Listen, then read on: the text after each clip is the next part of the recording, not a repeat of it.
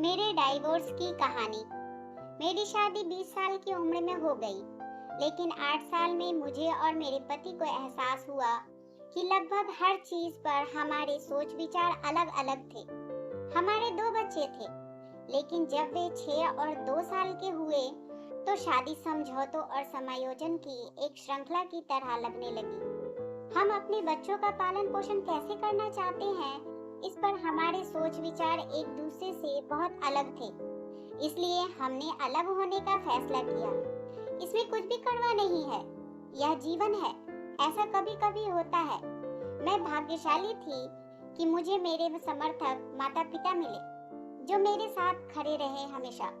मुझे याद है आज भी वो दिन कि मैंने शादी को खत्म करने का फैसला जब करने चली थी, तो मैंने पहले पिताजी को फोन किया था, और जब उन्होंने सुना कि मैं कितनी परेशान हूँ, तो उन्होंने कहा, अपना बैग पैक करो और घर आ जाओ।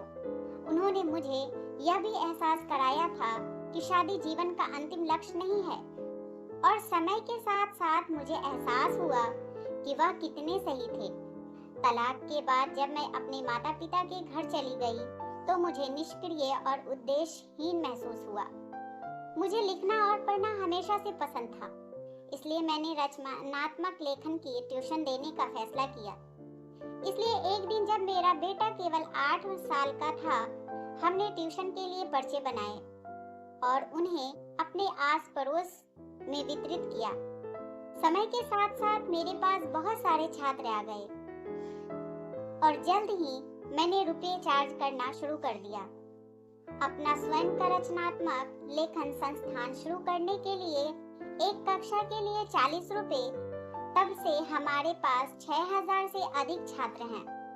मेरे तलाक को 19 साल हो गए हैं, लेकिन मैं अब तक सबसे ज्यादा खुश हूँ। पिछले साल ही मैंने हमारे लिए एक घर खरीदा था, और यह हमारा अपना छोटा सा स्वर्ग है। मेरी दिनचर्या में संस्थान में पढ़ाना शामिल है, और फिर मेरा पसंदीदा हिस्सा अपने बच्चों के लिए घर आना, सिटकॉम देखते समय उनके साथ रात का खाना खाना और पात्रों पर चर्चा करना, जैसे वे हमारे अस्तित्व का मूल है।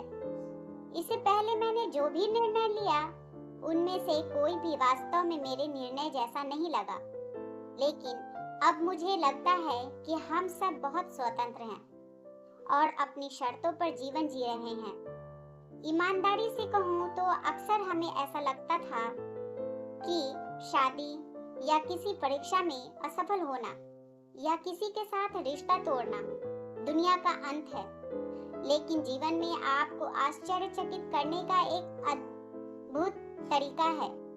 मैं 47 साल की हूँ, लेकिन एक लिख रही हूँ, अपना खुद का व्यवसाय चला रही हूँ, अपने बच्चों का पालन पोषण कर रही हूँ, यात्रा कर रही हूँ और अभी भी खोज कर रही हूँ, और मेरे पास इसके अलावा कोई रास्ता नहीं है।